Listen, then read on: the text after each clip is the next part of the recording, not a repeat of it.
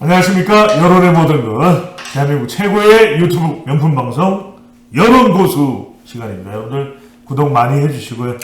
또 좋아요도 눌러주시고 또 격려도 응원도 많이 해주시면 좋겠습니다. 자, 우리 방송하고 있는 시점에도 여전히 윤석열 대통령 G7 정상회의 초대받은 일정이 계속되고 있는데, 일단은 좀 긍정적으로 기대해 볼 수 있을 만한 지지율에 그런 장면들도 예상이 되죠. 네, 일단 G7 정상회담 하기 직전에도 지지율이 이제 오름세가 확인이 됐고, 뉴시스 국민리서치그룹 에이스 리서치 조사에서는 42.9%가 나왔는데, 5주 연속 상승했다 그러죠. 그리고 여론조사 공정도 41.7%고, 그리고 이제 한국갤럽 조사에서도 37%다. 이것도 한 5주 연속 이게 조금씩 계속 올라서 이게 4월 둘째 주에는 27%까지 떨어졌다가 지금 한 10% 포인트가 계속 올랐는데. 이 37%라는 숫자는 다른 ARS 조사에 비해서는 조금 낮아 보이긴 하지만 사실 윤 대통령이 작년 5월 달에 취임하고 갤럽이 6월 초부터 이제 대통령 지지율 이제 조사를 시작했는데 6월 달에는 53%, 52% 이렇게 하다가 5월 달부터 이제 급락을 했단 말이죠. 그게 5월 달에 아니라 6월 달부터 했다가 7월 달부터 이제 많이 떨어졌다. 많이 떨어졌는데 그 이후에 37%는 최고치예요. 사실.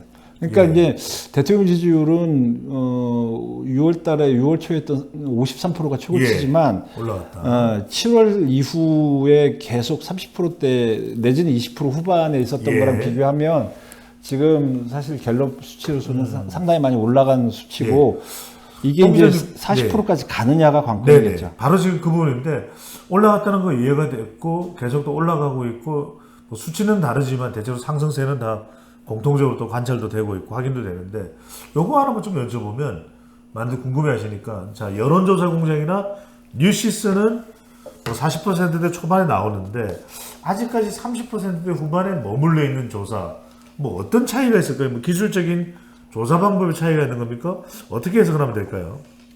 지금 ARS와 전화 면접의 차이는 이거 지금 몇 년 전부터 계속 나온 얘기이기 때문에 이건 그러니까 ARS 내에서도 여론조사 공정과 뉴시스는 40%대 초반에 이제 안착하는 모습인데, 다른 조사들과의 차이는 그냥 어떻게 조언을 주신다면요?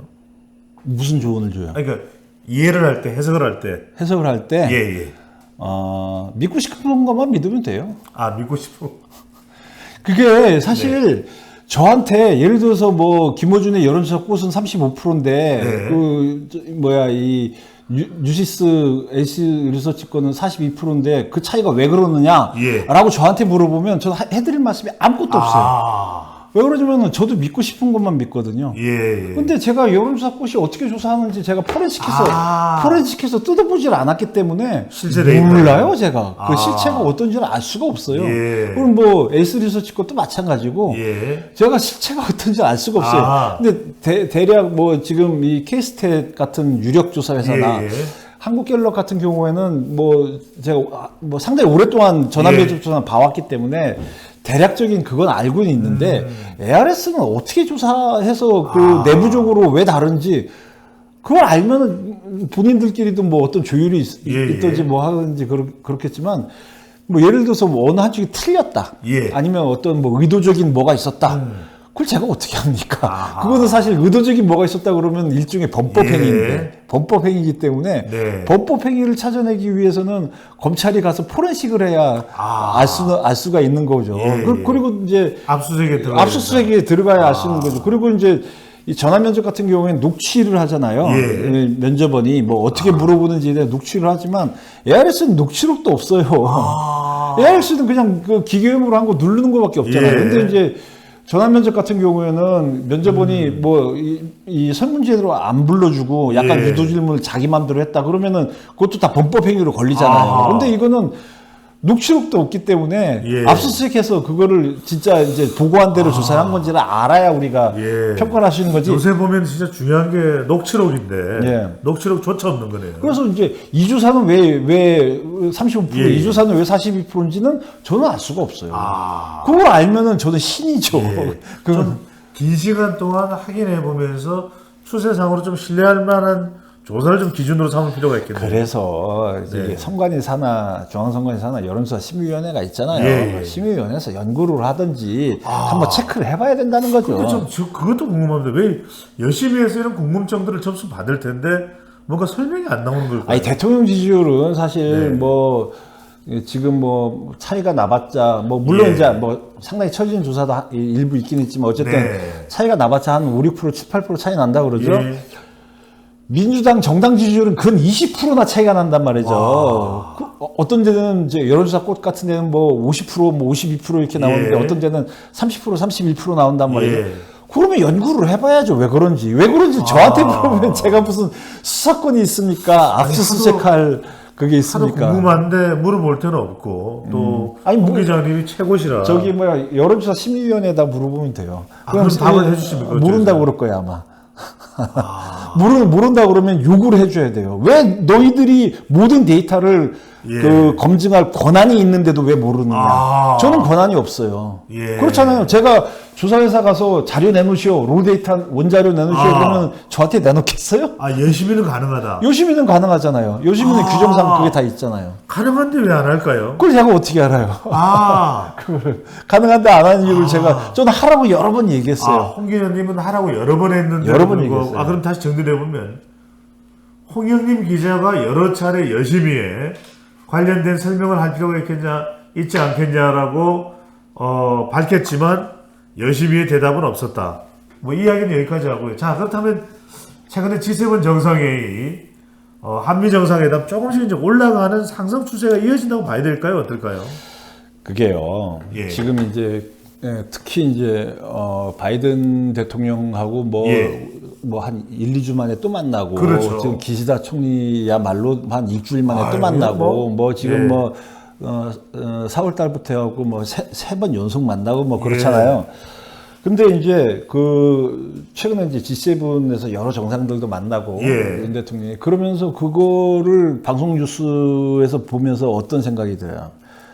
이게 처음에는 특히 이제 한일 정상회담 처음에 4월 달에 이제 그 할 때는 굉장히 그 국내에서 반발이 심했잖아요. 뭐 너무 많은 양보를 한다. 예. 뭐 징용 배상 문제에 대해서 뭐 예. 어떻다. 또 후쿠시마까지. 후쿠시마 오염수 문제가 예. 어떻다. 뭐 여러 가지 이제 그 하면서 이제 이 반일 감정에 대한 그 이 배경도 있고 예. 뭐 그렇잖아요. 근데 지금 자주 만나다 보니까 오히려 그게 또 자연스럽게 보이잖아요. 사실은. 그러니까 지금까지 예. 그 문재인 정부 5년 동안은 거의 안 만났죠. 안 만나는 것뿐만 아니라 뭐 거의 만나면 묘살 잡을 듯한 그런 분위기. 뭐 노제패 해갖고 그 당시 여권의 유력 인사들이 뭐 죽창가 뭐 예. 페이스북에 올려놓고 심지어 하여튼 지소미아 일본과 그 군사정보 교류 뭐 다 예. 이제 폐기시키고 맘마미아도 아니고 지소미아였죠. 폐기시키고 또 이제 또 일부 단체에서는 일본 제품 뭐 불매 운동도 예. 하고 뭐 일제차 지나가면은 뭐라고 그러고 예. 이제 근데 그게 정상이었는지 아니면 지금이 정상인지 예. 지나다 보니까 뭘 그렇게 싸웠지? 왜 싸웠지? 뭐 이제 약간 좀 그런 생각이 국민들 사이에서도 이제 점점 이렇게 확산이 예. 된다면 뭐 일본하고도 잘 지내고 한미일 잘 지내서 지금 실질적인 위협이 되고 있는 북한의 핵 미사일 예. 관련해서도 서로 이렇게 잘 공조해 나가면 예. 뭐 이게 더 편안한 게 되는 거 아닌가 뭐 이제 그런 느낌을 주죠. 오히려 이런 것들이 이제 자연스러워지다 보면 그게 국민들에게 긍정적인 이미지를 또 메시지를 형성하게 되고 지지율에는 또 더 올라갈 수 있는 부스트나 디딤돌이 될 수 있다 이 말씀이신 거죠. 그리고 이제 그 히로시마 원폭 희생자 예, 제 위령비에 가서 이제 기시다 예. 총리하고 윤석열 대통령이 같이 이제 아. 그걸 했단 말이죠. 예. 뭡니까 이제 가서 이제 그 위력의 추모를 했죠. 추모를 했단 말이죠. 이게 일본 총리로서는 오부치 게이저 전 총리 이후에 처음인가요? 아니죠. 오부치도 아닙니까? 안 했다고 그러죠. 그 기시다가 처음이라는 거 아닙니까? 아니 오부치가 했답니다. 오부치가 했대요? 예, 예. 그럼 우리나라 대통령은요? 우리나라 대통령은 아마 윤석열 대통령이 처음이죠. 처음인 것 같은데요. 그래서 저는 일본 총리가 뭐 거의 안 해왔다라고 하는 거는 예. 뭐 본인이 뭐 저기 원폭 맞은 나라니까 본인의 예. 뭐 피해자 희생자 코스프레 하려고 하는지 예. 하다 보면은 이제 제일교포까지 신경을 안 쓴 것 같은 생각은 드는데 우리나라 대통령은 지금까지 왜 안 갔죠? 그 이해가 안 되네요. 왜안 일본 갔죠? 총리가 안 한 거는 이해가 가요. 뭐 일본 총리가 뭐 히로시마 뭐 나가사키에 그 수많은 일본 사람들의 희생자가 예. 있으니까 뭐 그쪽으로 포커스를 맞춰서 이제 뭐 제일교포가 예. 그 제일교포까지 피해를 입었다 희생자가 있었다라는 걸 드러내기 싫어서 그랬다는 거는 뭐 이해는 가는데 예. 한국 대통령은 왜 안 갔죠? 아. 지금까지? 그것도 뭐 제일교포도 일부 사람은 아니잖아요. 그렇군요. 우리 동포잖아요. 네. 그러니까 그런 면에서 아마 이게 이제 한일 교류가 예. 뭐 나름대로 이제 이 어떤 이제 국민들 사이에서 예, 좀 예. 반응이 뭐 그다지 나쁘진 않을 것 같다는 인식이 생각이 좀 달라질 수 있는 네. 계기가 될 수 있다라는 말을 홍영기 기자가 분석을 해주셨습니다. 자, 한일 외교 또 한미일 외교 또 북중러와의 관계는 어떻게 될지 앞으로 외교도 여러 곳에서 지지율에 미치는 영향 더 집중적으로 분석을 해드리겠습니다. 고맙습니다.